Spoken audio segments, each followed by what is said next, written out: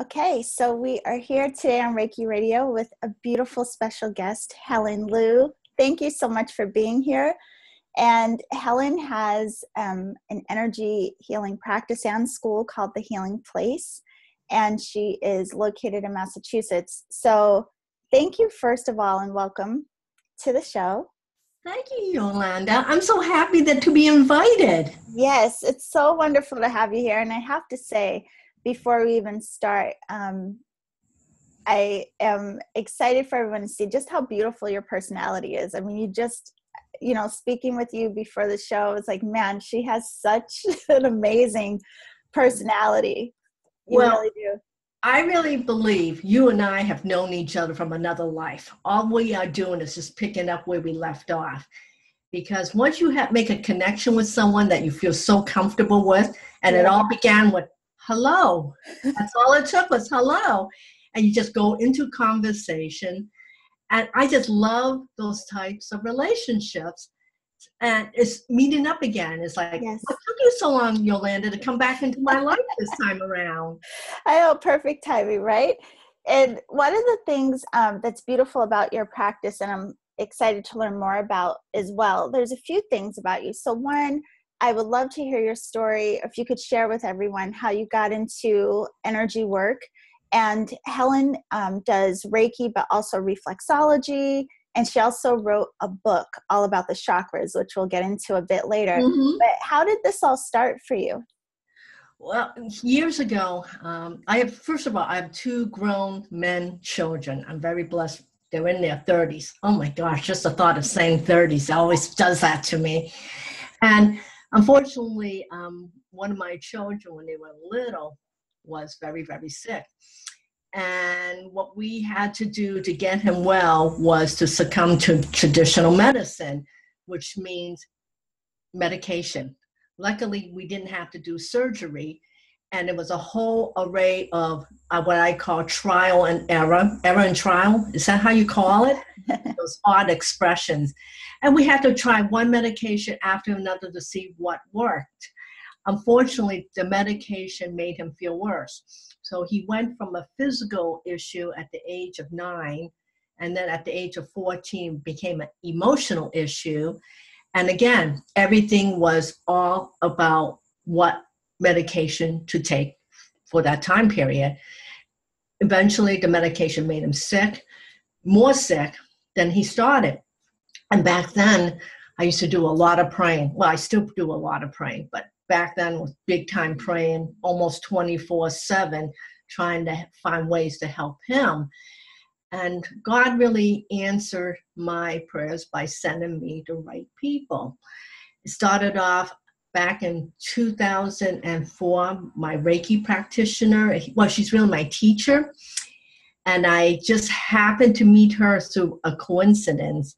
It was so funny.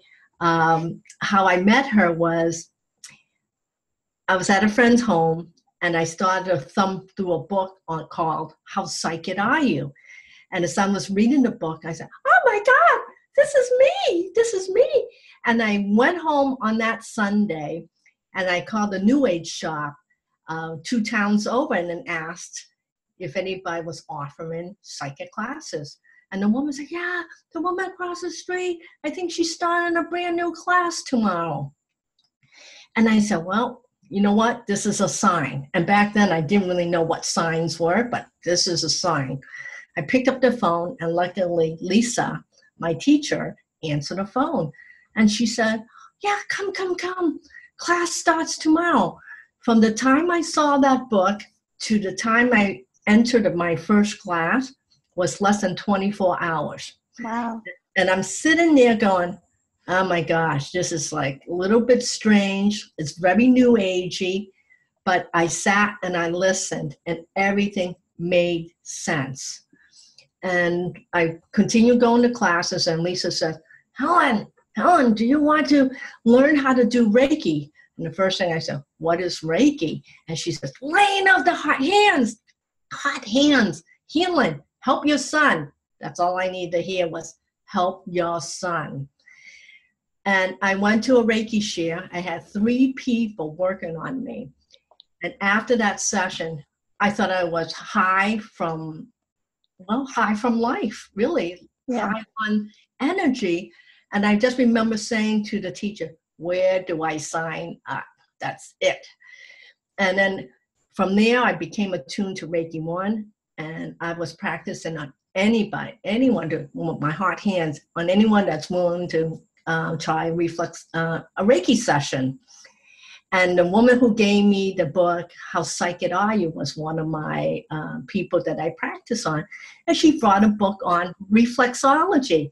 And I'm sitting looking at this book and go, what the heck is reflexology? And why would anyone touch anyone's feet? And there I am reading the book. And I'm like, wow, this is really odd. The woman who wrote the book and teaches was only 40 minutes away from me. So, okay, another sign. And so I gave Val Bonner a call, my reflexology teacher, and she called me back. Here's a woman who never met me. After she said hello was, you're going to be so good at this. You got to come. You got to do this. And I'm like, who are you? And I remember going home explaining to my husband that I was going to take reflexology classes. And he was so funny. He asked me, what is it? How much? Because all men have to know how much and why. And once I got to the why, I said, I don't know. I'm just being guided to this. And he says, when do classes begin? I said, in 2 weeks. And I was ready to go. And so I entered into the reflexology class, and I was in it for 6 months. This is when my kids were really young. I was working almost full time as an office manager for a nonprofit organization. And I was dedicated to learn because this calling was so strong within me. I just followed through. Right. So between juggling family, friends. And then what happened was I got laid off from my job. I got downsized. And I said, okay, I could stay in a part-time job or make that jump. And I was really afraid. I was pooping in my pants, to put it delicately. And my husband said, if you're so unhappy, why don't you start? Why don't you leave? Because I was going to postpone leaving for another year. And I made that huge leap. I left on a Friday, which was September 8th. September 9th. Yeah, that was the 9th. I took Saturday and Sunday off and started my business on that Monday. Wow.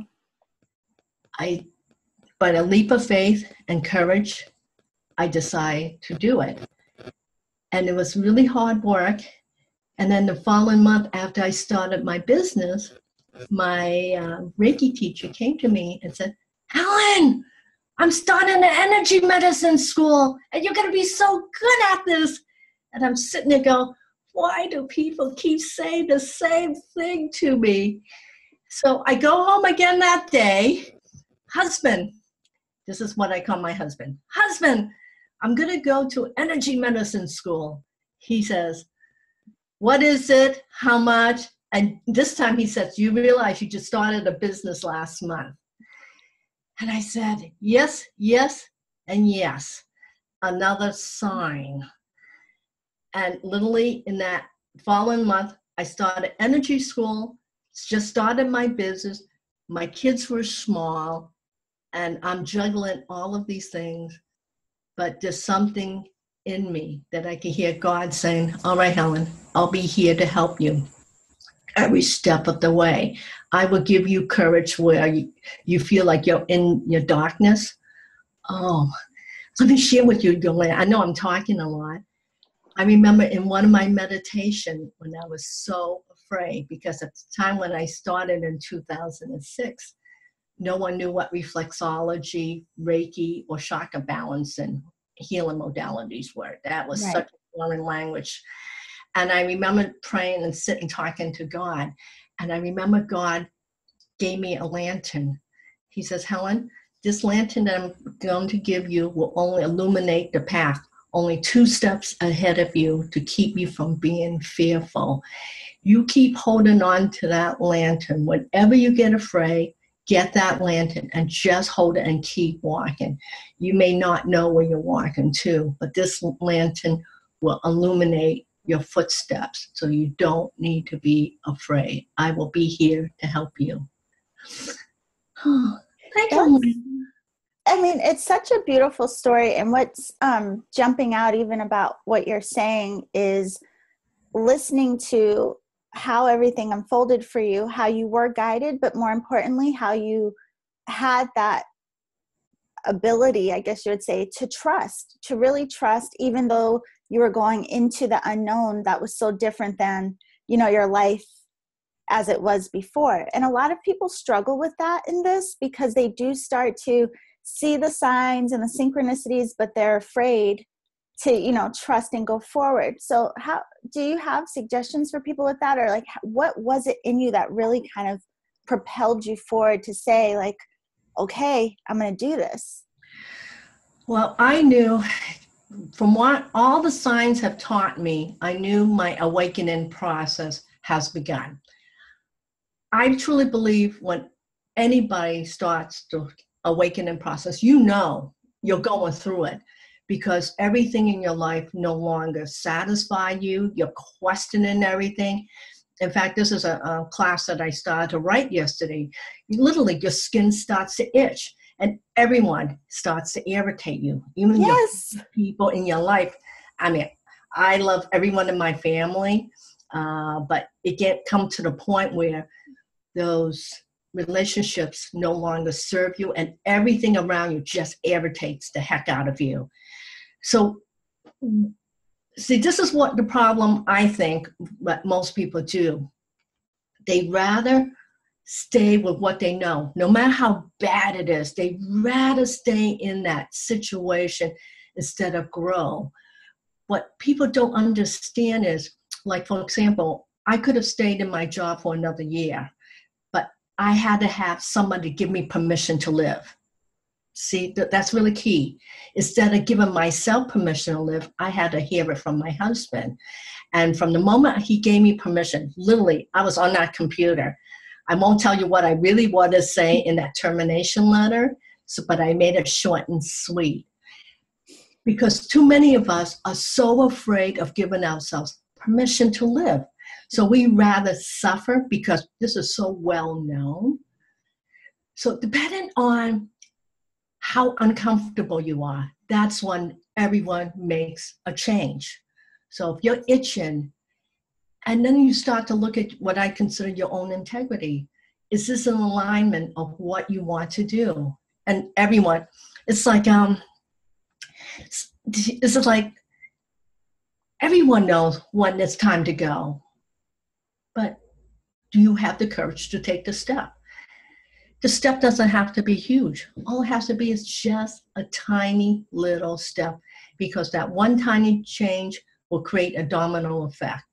People think, oh, I need the lightning. I need the lightning bolt to hit me in the head.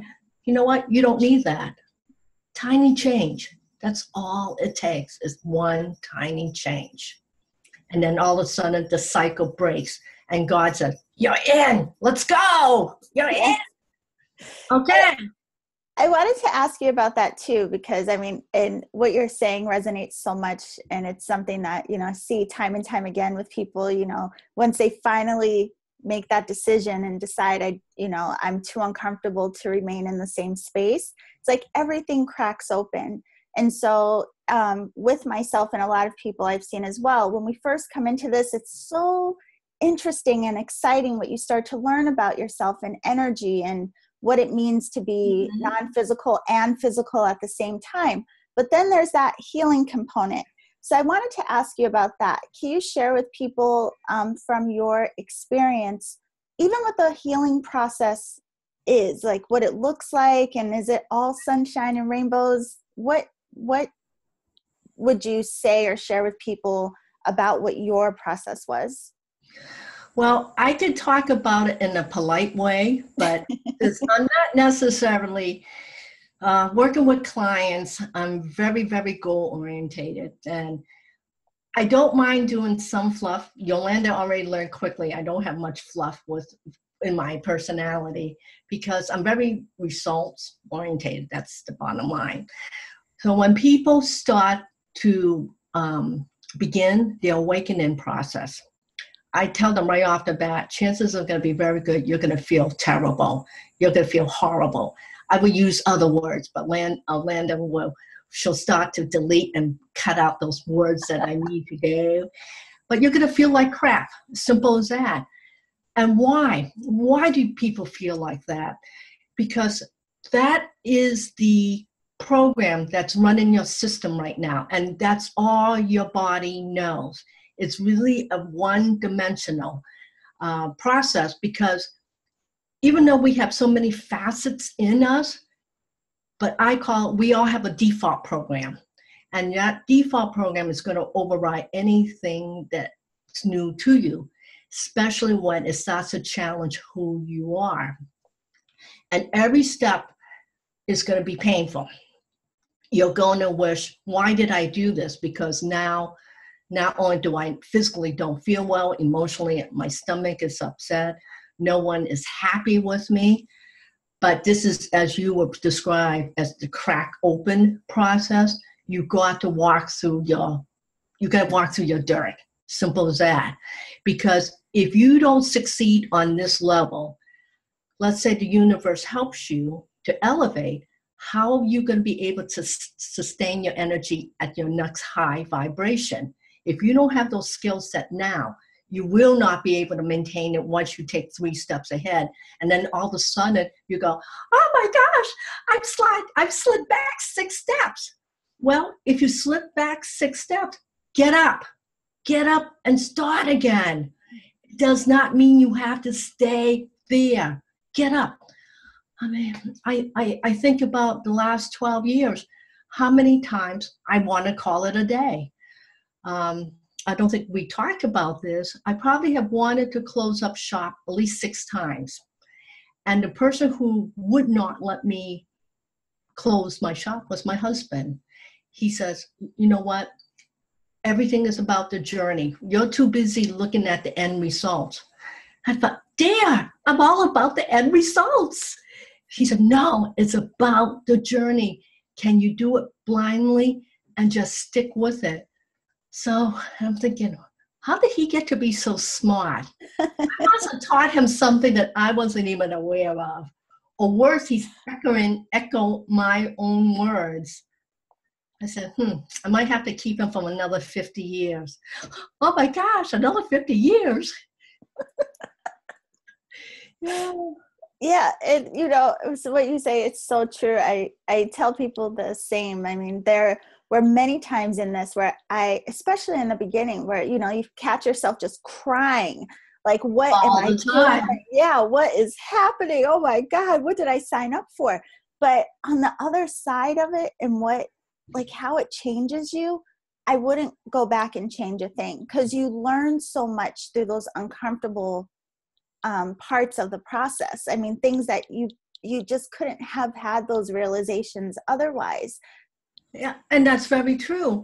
In fact, when I have time, with all the books I am writing, the book that I really want to write is called The Day I Accepted the Assignment. Mm-hmm. What God told me to do. Him again. Could be a she, but him. Yes. So it is the scariest thing whenever you walk through fire. I don't care what changes you make in your life, from deciding to get married, deciding to have children. Just think about all the major decisions you've ever made in your life, how difficult every step has ever been. Yeah. Because it's all about, can I adjust to the change? That's what it is. It's an adjustment. And once you get there, once your vibration meets that change, you go, why did I do that to myself? Why did I resist it so long? What was it that I was so afraid of that, you kind of like slap yourself on the head and say, I went through that for what reason? Yeah. And, and what I also find too, the people around you are also going to change with you. Either they change with you or they start to fall away. Right. This is something I forewarn everybody to just give them a heads up, because they don't believe it until they begin their process.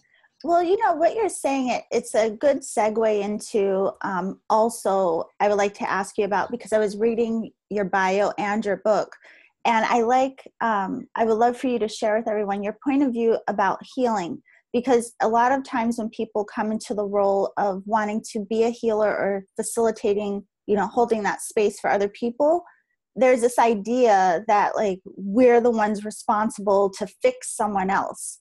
So I wanted to know if you could share your point of view about what it means to even be a healer and what's going on in this healing process, like who's doing the healing.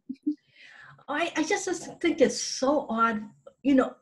Everyone becomes a healer or becomes a healer for a precise reason. And it's usually very personal, like mine was very personal because of my son. And since 2006, I probably have trained 100 Reiki practitioners. And I always do not only do I teach the actual healing, but we talk about the personal component.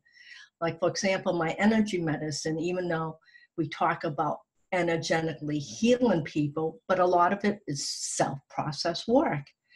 In fact, the last year of my school, I came home probably every weekend crying because I felt like everyone was ganging up on me. And I know that isn't true. It's just that I had to look at my own stuff in order to be able to help people. So this is something that I am passionate about teaching my Reiki students is if you don't take care of your own stuff and know where you are only going to attract people that reflects your problems. Mm-hmm. And as you grow, your clientele will also change. So people think that I had this one woman who inflated her personality. She inflated herself by saying, well, I'm a Reiki practitioner. I can help people. And I said to her, stop. Don't you dare go there. You are a servant. You need to be humble. Nothing is coming from you, it's coming through you. She was one of those people, I really hesitated about attuning her. And even after 5 or 6 years later, she still has problem really understanding what being your true self is about. She understands the superficialness of her life, of what that means is what affects her. Mm-hmm. Instead of her contributing to people's lives, but what affects her, and she responds instead of her reactions coming from outside in instead of inside out. So teaching people or wanting to do healing work, you have to really ask yourself, why are you doing this? What do you think you could contribute from your own personal life to help somebody else? And if you're doing it from an ego point of view, it's not going to work. I can almost guarantee it will not work. So every day, and the people who come to me, clients-wise, I screen everybody who wants to work with me. So if you decide, okay, hon, can I come in today? But I don't know who you are. I don't know if this is going to work. I don't know if I can actually help you. And I use those words very carefully, because if I feel you're not ready to do the work, I'd rather say, okay, I'll teach you a couple of things on the phone and then let you think about it. Right. And more times than not, I'm pretty right, because I make it really hard for someone to work with me, because if they're not ready, they're not ready. And this is not about money. This is about being in line with my own integrity. I really want to serve you. So if I hear someone says, Helen, can you fix me? The first answer comes on, no, I can't. I could give you tools to fix yourself. I could push some of your buttons, but your body and your brain got to all work together. So it becomes a mind, body, and spirit component of healing. Yes. So anybody that comes with a inflated ego that I'm going to do this well, you know what? and I still learn every day. I'm still learning. I learn from everybody. Uh, And I just love talking to you. I'm sorry if I'm yakking a no, lot. I love what you're sharing. I think it's so beautiful and an important thing for all of us to hear, because I think there's two sides of it. One, there's an expectation from the clients that you're supposed to heal them. So it's good for people to hear that their healing process is their responsibility. And then also for people who are healers to hear that it's not their responsibility to heal someone, but to hold that space and provide the tools and be the conduit. So no, I think it's a beautiful message. Well, what I try to portray, because when my son was sick, we gave away our powers to somebody else because we truly believe somebody else knows better than we do. Mm-hmm. In reality, your body knows, you know, but what happens a lot of times, we don't trust what we feel. We begin to doubt. And then if you listen to other people, and then all of a sudden say, no, you can't do that. You need to go see so-and-so. You need to talk to so-and-so. And all of a sudden, they disempower you. They really do. They disempower you. And then you don't even believe that you could do it. So when my son was really sick, and I listened to these doctors, unfortunately, his pediatrician misguided us. Back then, we did not have a home computer. And I'm thinking, how am I going to learn about what's going on with him? I went from library to library to library. I think I went to literally for months, do my own research, read, ask doctors questions, kind of challenge them. And when doctors used to say, in my son's case, he had a lot of dietary problems that affected his emotional problem. He had a gluten issue that affected him mentally. And we didn't know that. And when I mentioned this to his pediatrician, he says, I don't know anything about diet. I could give you a pill, but he didn't say it quite like that. But basically, let me give you a pill, see if we could fix that. And I'm like, this can't be a solution. And then from that day on, I made a promise that I would never give away my powers to anyone again. And that's the reason why I'm so passionate about teaching anyone who come to me or come to my online school or listen to me. It's about to empower you. Empower you. Take back your powers and let you decide on your next course of action. Don't give your powers away. Yeah, and that too is also a beautiful message. And it's a good segue into your book. So you have this amazing book, Know Your Chakras. And, when we spoke about the book before, one, I want to point out for people, something that's so interesting about this book is you also provide not just homework and questions to bring us into our own consideration and our own, tuning into ourselves to understand and observe what we hold, but you also have links to meditations for people. So, this book is full of all kinds of support and guidance that comes off the page, literally off the page. So I wanted to first ask you, what inspired this book? Well, see, the way I work, I believe in my words, I have some level of common sense. So if I was going to somebody for the first time, what do I need to do? Well, my thing is, if you don't understand your personal energy flow, again, you're giving away your powers and pray that somebody who knows it better than you.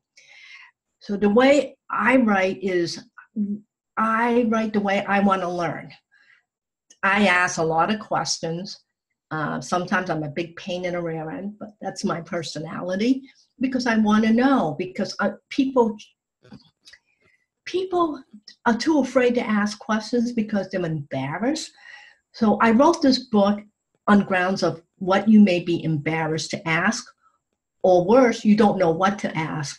So I start from the beginning, from what is energy? What is chakra work? What is your energy flow?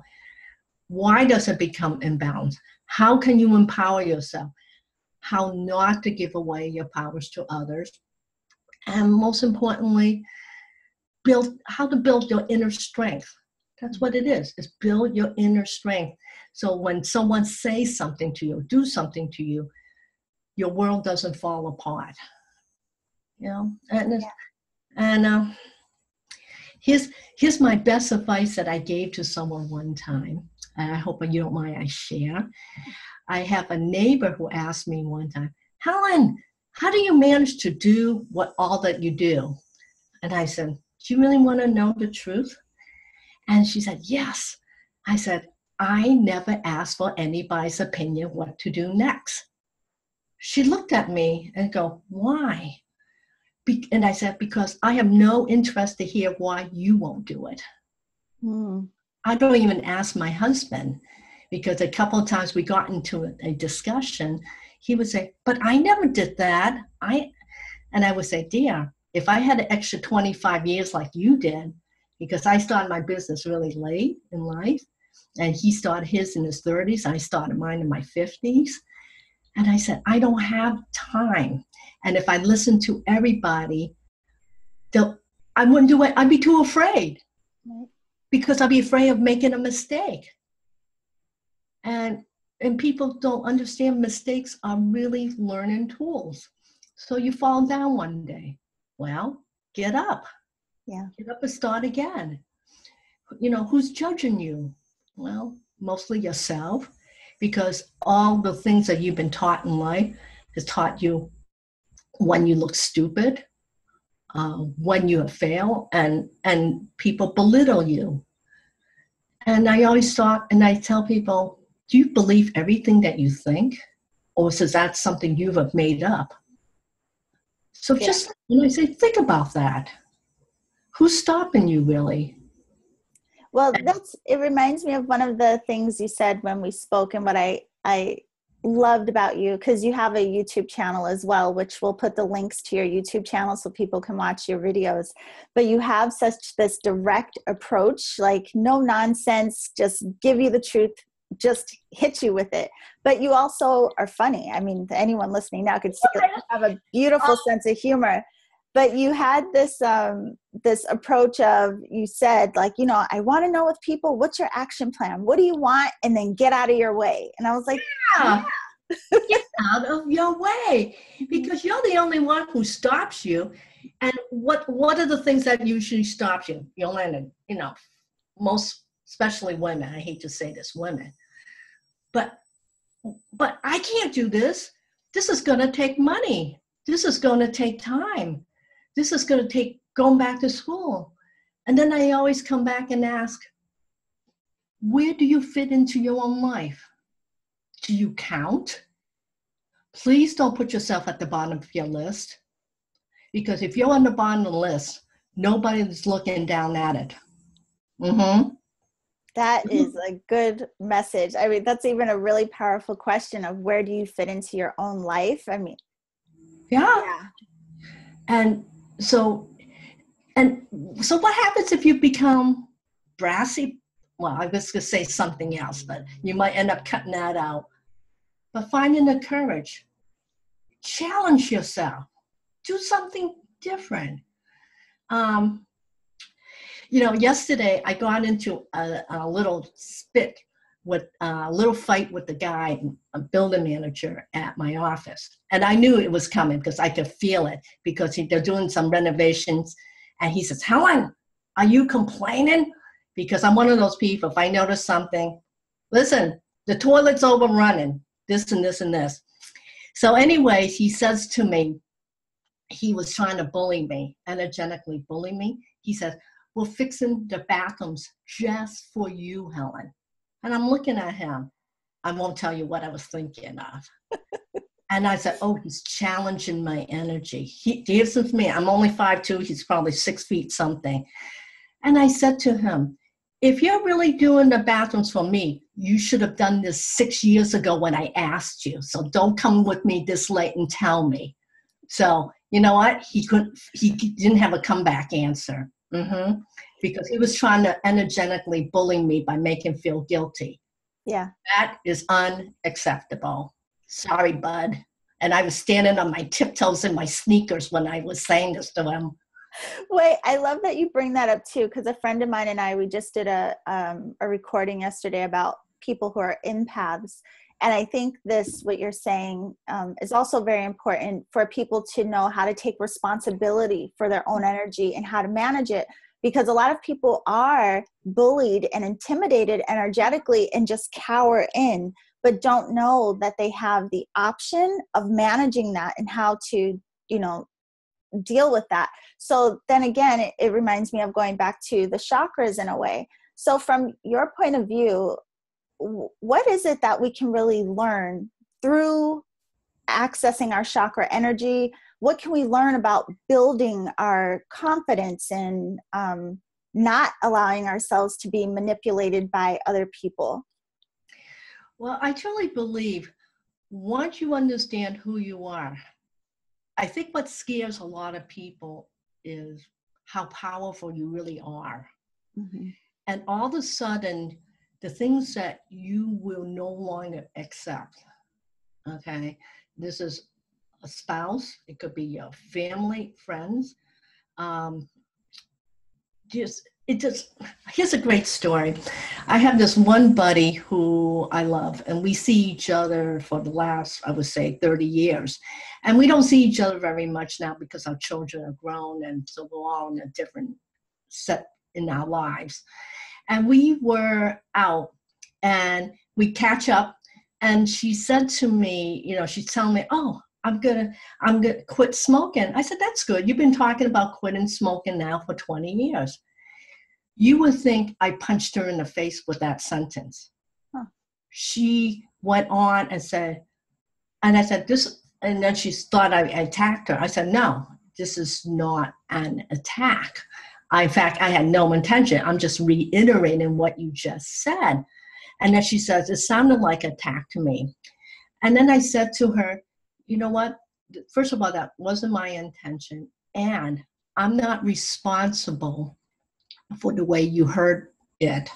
So whatever I said triggers something in her that obviously that's playing in the back of her head, and I brought it out to the surface. Instead of, in most cases, people say, oh, I feel so bad that I said this to you. But I said nothing to you. I didn't feel like I had a tiptoe around my words. So the more you understand your energy, you won't count down to anybody. You won't let anyone energetically bully you. And that's what she was doing to me. So we decided, we both agreed to disagree. And I said, that's fine, because what you're feeling has nothing to do with me. See, that's a hard one. That's a real hard one to take in. Yeah. I think that's a big one too, because a lot of people, again, when they come into this work and they're working with other people, there's this idea like you have to come down to match other people so that you feel that you're making the person feel like you relate to them and that you're having compassion and all of these things, not realizing you can hold and maintain your own space, and that doesn't make you not compassionate. Right. And there's also a responsibility that goes with this work. I mean, you could sit and listen and hold space, but you could only hold space for so long. At least that's my, unfortunately, or fortunately, depending on how you look at it. Mm-hmm. I only have so much tolerance. And I'm going to say it this way. What? We've been on this subject for the last 4 sessions. You haven't moved on yet? Listen. How is this being stuck serving you? What is feeding you by being stuck? And this is what I asked. Are you afraid people are going to see you differently? Are you afraid that you can't maintain what you achieve? Are you afraid of slipping back? I mean, I put the responsibility back on them. For example, this is a woman that I've been thinking of a lot lately. She came to me because she's an alcoholic, let's call it what it is. And she was hoping that I would say something different to her. And I said, I'm more than willing to work on your feet, clean your liver.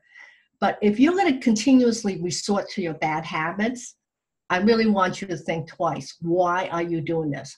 And I know the pressure is getting to you, but that seems to be your go-to answer is the bottle. Mm-hmm. All right. But you want good health, but you're doing everything totally different. And of course she doesn't come anymore. And I still think of her because I can feel her. I know what she's doing, but I'm not, and I might drop her a text and say, hi, how are you? And that's it.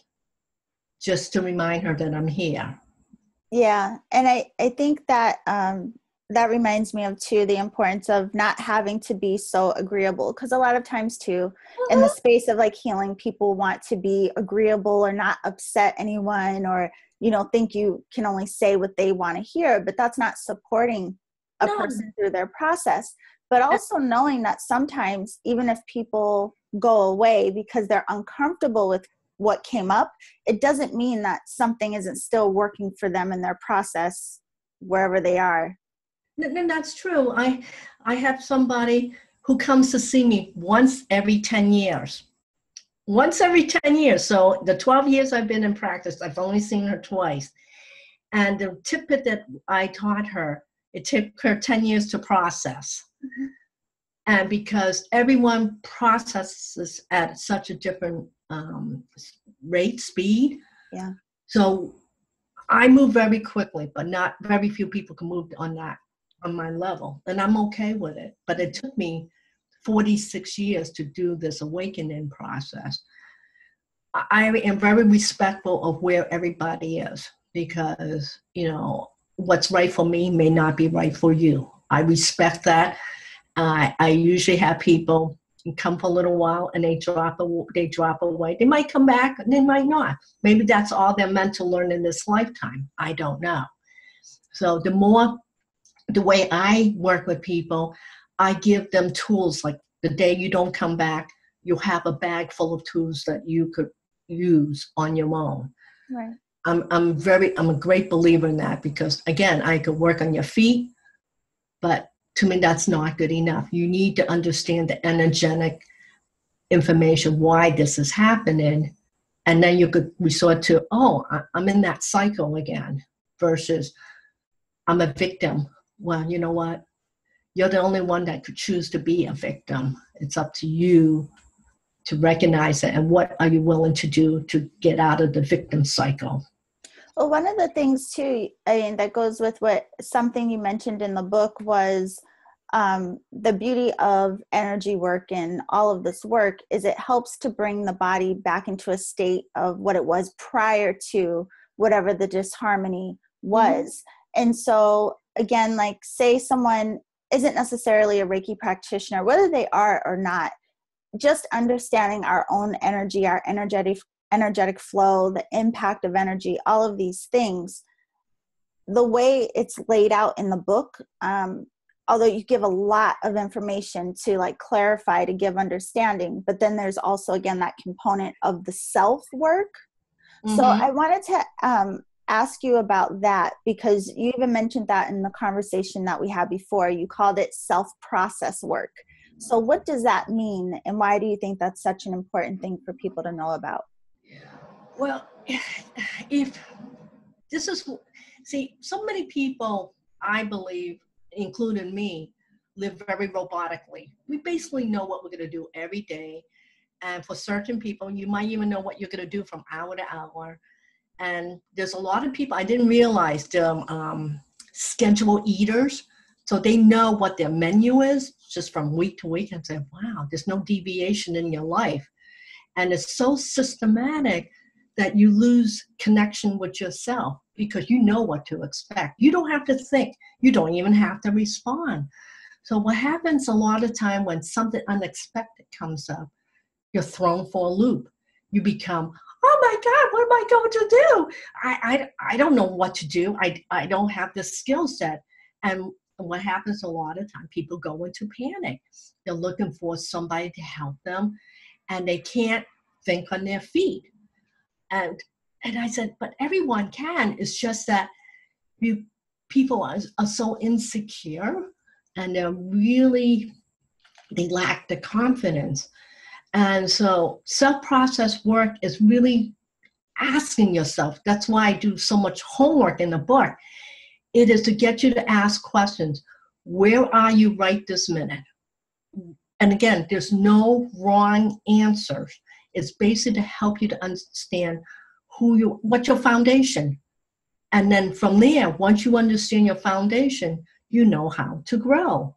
Mm-hmm. Because if you don't know where you are, and I said this the other day, you won't know where you're going. You could keep poking around in the dark. You could pray. Somebody will give you the answers. And even though let's use God. People pray to God. God usually gives them the answers. But do you follow through? Really think about it, because I've seen a lot of people who religiously go to church, get on their knees, but then their life is, wow, it's like a contradiction to what they're hearing. And I'm like, then I torture these people. Then I ask them questions. And again, the question is to get you to think, I'm not judging you. Right. That's the key thing.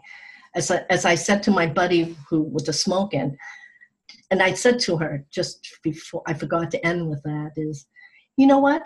I don't care if you smoke or not. I really don't. It's your choice, because your smoking has nothing to do with me. So it's the same thing in your life. The decisions you make doesn't affect anyone else really other than yourself. It's really about being comfortable in your own skin. And are you in alignment with your own integrity of who you are?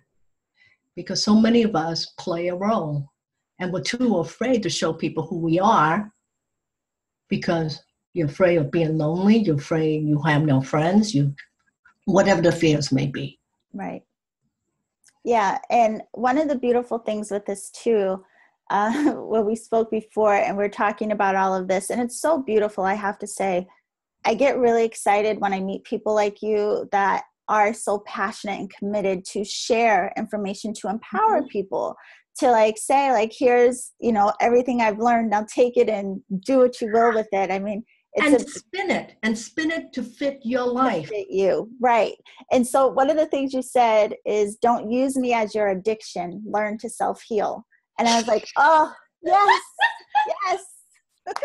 So can you speak to that a little bit of what that even means? See, that's another part of giving away your powers, is like we listen to experts and they're given their view. Remember, this is the key. The operative word is their views. Mm-hmm.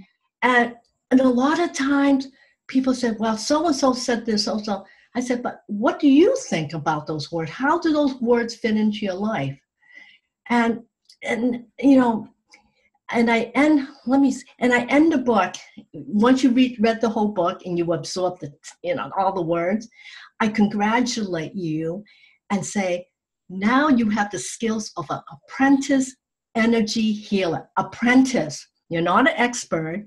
Apprentice.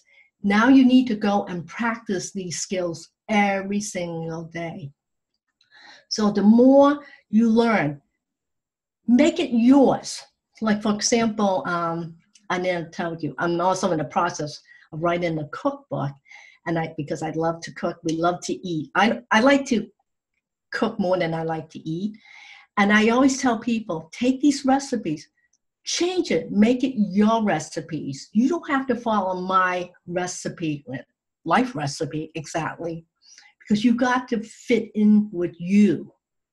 This is all about you. And I'm thinking, does that sound selfish? Yes, it is. Because if you're not selfish for you, who's going to be selfish for you? Yeah. And I was talking to someone about their religion, and their religion is about, well, you always think about somebody else. You always help about someone else before you think of yourself. Then I asked her, when is it your turn to be thought of? Will someone think of you eventually? She says, I hope so. And I said, well, that's really sad. You just hope that by the luck of the draw, someone will think of you. How about you thinking of yourself? She said, no, I can't do that. That's not the way I was taught. Well, beliefs could be changed. You know, what are beliefs? Well, there's something that's been passed down from generation to generation. But do you actually believe what your family tells you? Or do you just go along because you don't want to cause trouble? Right. So those are the things I ask people all the time, and they look at me. Well, the choice is up to you. Yeah. And I think one of the things too, I always tell people the exact same. I'm like, you don't even necessarily don't believe what I'm telling you. All of this work and all of these tools are meant for you to apply to see what is true for you, because we all interpret information differently. We all are holding energy differently. There's so many components of what you can only learn through your own process and through your own practice. But again, one of the big things I think with it, when we only allow ourselves to believe what others say, we can even limit ourselves. Because what if your teachers or whomever you studied with only allowed themselves to go this far, and you will only allow yourself to go with what they've said? You may never know the capacity of like how far you could actually go and learn and understand and explore. So I think it's hugely important for people to take that responsibility. And I think it's true. I think that I've seen that. Whereas, I went through 3 years of energy school. I love my teachers, but they taught me all that I could have learned from them. And it's not that I am disenchanted what I've learned, but I've gone past that now. Right. And people said, but your teachers are, no, teachers are teachers. They're people. That's all they are. They're not gods. They are here to encourage you to take the next step. Yes. And it's up to you. Even if you learn from me, I tell everybody, eventually you're going to outgrow me. Yep. I even have the nerve to say that. And then when that day comes, you have graduated. I'll give you a gold star. I don't know if you remember this, Yolanda. You're too young. We used to get gold stars whenever we do something really well, right on the forehead. I'll give you a gold star. I want you to bypass me, just like children. I want you to bypass me and go on. I think that's a good message too to give to people, because a lot of people, because there are so many options we have now with teachers and like where to look and all of these things. And I think that's a good way to gauge like a teacher that may be really supportive of your growth is one that doesn't try to contain you or inhibit how far you will go, but really does encourage you to go and explore and see what you learn through your own practice.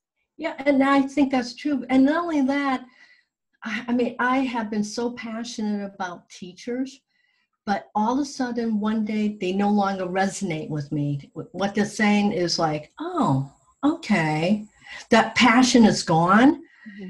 And that's when you know it's time for the next teacher. That's really it is, because you have outgrown the person.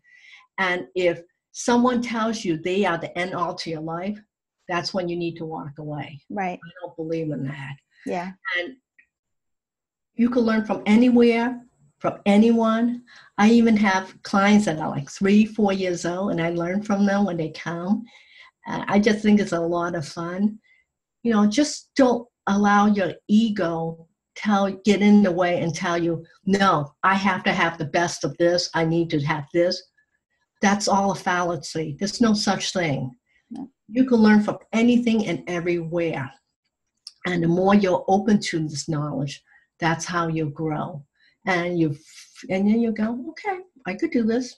I could do this. And I'm at the point now, is the journey still scary?